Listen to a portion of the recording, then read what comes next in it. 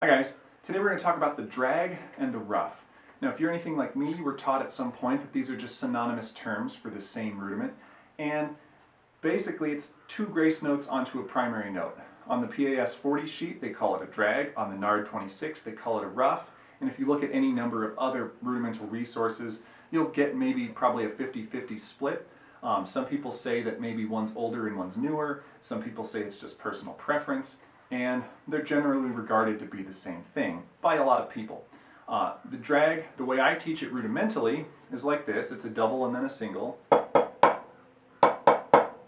And that's one interpretation. Then of course there's the concert or orchestral interpretation where it's much closer together.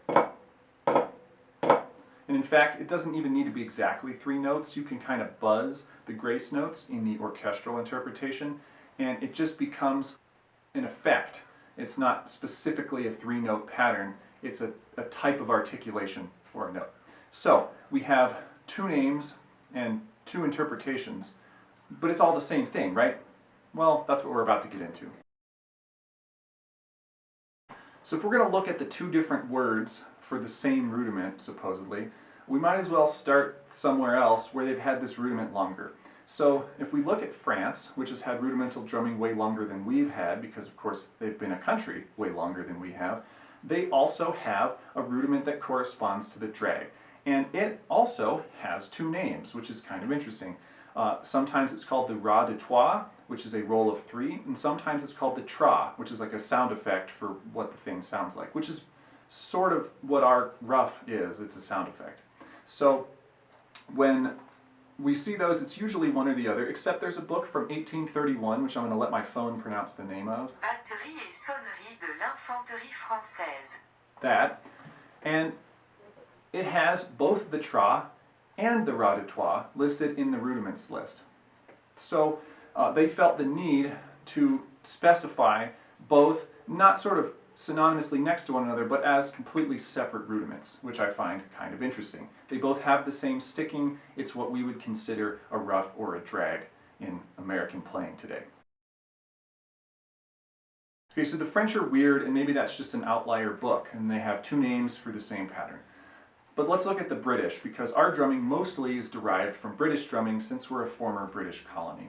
So the British started out calling it the ruff or the roof, and they've spelled it a whole bunch of different ways throughout history. R-U-F-F, R-U-F-F-E, R-O-U-G-H, like the texture ruff. And all of these things are the same pattern, left, left, right, or right, right, left. Until you get to the 19th century, when British manuals started basically calling it the dragg, sometimes dragg with two G's, sometimes dragg with one. They like made some kind of a switch at some point from ruff to dragg. And when they did that, they often include two separate rudiments, an open dragg and a close dragg, or a closed dragg. And of course, we know that open is our concept of rudimental playing, and close is our concept of concert playing. And so we don't use the close dragg very much in rudimental playing anymore. But they felt the need to list both in their rudimental publications, open and close. So that's kind of interesting. But that's Britain, so let's get to America. So maybe we don't care about the British that much, and maybe it was just that one French book that's an outlier. What do we do in America, right? America first, we're always right. Let's look at what Americans have to say. In a lot of American publications, this pattern is called a ruff, and in a lot of other ones it's called a dragg, and it sort of tends toward being called a dragg more often now, and more often it was called a ruff in the past, but that's not always true. You can find the word dragg in rudimental books all the way back into the 1700s in America. So it's not like we started calling it one thing and switched. It's always sort of been both, but kind of one or the other. Except, not always. I actually have a list here of books from 1853 to 1943. There are 9 books on the list, and they all include both a ruff and a dragg. Well, why would that be? If it's the same pattern, why would you list it twice by two names? That sort of leads me to believe that even here in America, it's not actually the same pattern. So people on this list, George Kleinenhanza, Elias Howe, Bruce and Emmett, Walter Smith, V.F. Safranek, Sanford Moeller of the Moeller stroke. There's a couple of manuals, TM 2005 and TM 2250 from the War Department. And Russell Reynolds had a weird book in the 40s, right? So we're going over a 110-year span of a lot of people who are highly regarded. Bruce and Emmett, a lot of people still play out of that book for reenactment and stuff. Sanford Moeller, everyone talks about the Moeller stroke still. These guys are serious business in the drumming community, and they're listing both a ruff and a dragg. So which is which, and why are they different?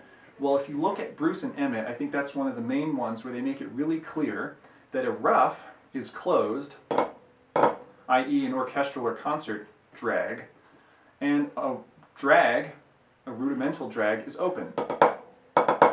And they're totally different rudiments. Ruff, dragg, ruff, dragg. But maybe Bruce and Emmett were crazy, maybe we don't trust any of these old guys, this was a long time ago, but if we just look at the two most prominent rudimental organizations in the country in the past 100 years, NARD, National Association of Rudimental Drummers, and PAS, Percussive Arts Society, we actually see, if you look really hard at it, that the ruff and the dragg are not the same rudiment. The ruff in the NARD sheet, again, looks the same, has the same sticking, but if you go into the NARD solos book, the green book per se, and you look at a lot of those solos, a whole bunch of them, very many of them, necessitate a very closed interpretation of the ruff to play the solo.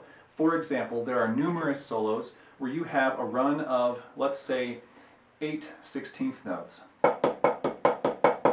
And there'll be a dragg at the beginning of the first set of 4 and the beginning of the second set of 4, which means you have to play it kind of like this. Because there's really not much room between the of 1 and the downbeat of 2, and you have to slide 2 extra notes in there. That means you're essentially playing them as 64th notes. If you look at the PAS rudiment sheet, rudiments 31 through 40 are all dragg rudiments, and every single one of them can be played closed, like we just said, with like 64th notes, but it doesn't have to be. They all have the opportunity to be played wider open, more like 32nd notes. So for example, the dragg paradiddle number 1. There's plenty of room between the initial stroke and the paradiddle to put a wide open dragg in there. You could play it closed, but you don't have to. Every rudiment is like that. The draggadiddle necessitates 30 seconds and not 64ths. In fact, it'd be weird to play it with a ruff and not a dragg. The flam dragg lets you play it nice and wide open. All of the dragg rudiments, essentially, can be played closed, but they really would rather be played wide open. The preferred way of playing them, I think, is wide open. So if you just look at that sheet in the NARD solo book, you see 2 contrasting interpretations. So like we touched on at the very beginning of this video, if you have 2 names and you have 2 interpretations, I think you really have 2 rudiments.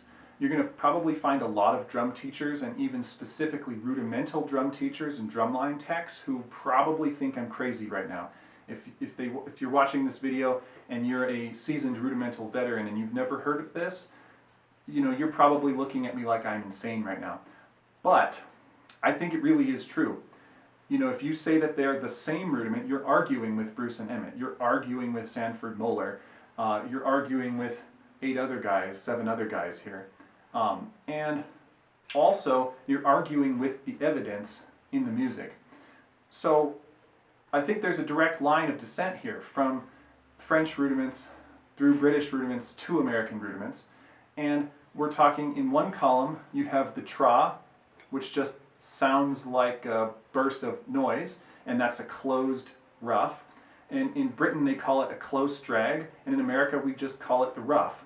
And on the other hand, you have a ras de trois, which is a roll of 3, which is clearly 3 distinct notes. And then in Britain that's the open dragg, and in America we just call that the dragg. And these lines of descent are muddled quite a bit by different interpretations, but you can find them, you can piece them together through history to where we have 2 completely separate rudiments. So let's say I'm right. What do you do with this information? Well, when you're looking at modern core style repertoire, solos, show music, almost everything's going to be open, and thus I'm going to call it a dragg. And basically, I think you should play everything wide open, especially if it's notated with tremolo slashes rather than grace notes. It's wide open, it's a dragg. But if you start looking at older solos in repertoire, you're going to see where there's some gray area. It's notated with grace notes, and it could be a ruff and it could be a dragg. Well, one thing to do is just look at the notation. Is there any spot that necessitates a ruff versus a dragg? If so, like in the Green Book, then you should probably play all of the grace notes closed as in ruffs. Because I think that anyone really subscribing to the Nard philosophy of ruffs over draggs, they really want you to play them closed. But the exception to that, which is kind of funny, is Wilcoxon, where Wilcoxon calls it a ruff in a whole bunch of his books. He clearly subscribes to the Nard terminology, but he always writes you room to play it as a dragg, wide open. If you look at the 150 All-American solos, I can't find an instance in that book, in 150 solos, where he hasn't left you enough room to play the grace notes as 32nd notes. They never need to be 64ths, and thus I actually would call them draggs, even though he calls them ruffs. But we're going to execute them like draggs because we can. Whereas in the Nard Green Book, there's a whole bunch of times where you can't. They just won't fit. So I would say inform your performance practice by whether you think that author, or that composer in this case, is trying to emulate a ruff or a dragg in the sound. And if that's not clear, maybe check just what they call it. In the case of Wilcoxon, that's confusingly unhelpful, but sometimes it will be instructive. If they're calling it a ruff, you probably need to play it like a ruff. If they're calling it a dragg, try playing it like a dragg, and it should become clear if one or the other doesn't fit. And it's always been my feeling, though, that once you make an interpretation of a grace note like that, it should be the same for the whole piece. So if it has to be ruffs, it has to be ruffs, and if it has to be draggs, keep it being draggs. Anyway, it's still, I mean, you could have done that without thinking that ruffs and draggs are different rudiments, but I think it's helpful to consider them different rudiments and to approach them as different rudiments and to play them as such. And then I think that, like, the concert band versus marching band dichotomy makes a little bit more sense. When you're playing in a concert or orchestral ensemble, just call them ruffs, because that's what they are. And when you're in marching band playing them wide open with tremolo slashes, you call them draggs, because that's what they are. Okay? If you don't agree with that, let me know in the comments as to why. I hope you have some evidence that goes against me, because I'd actually like to see it. But otherwise, thanks for watching, and I'll see you guys next time.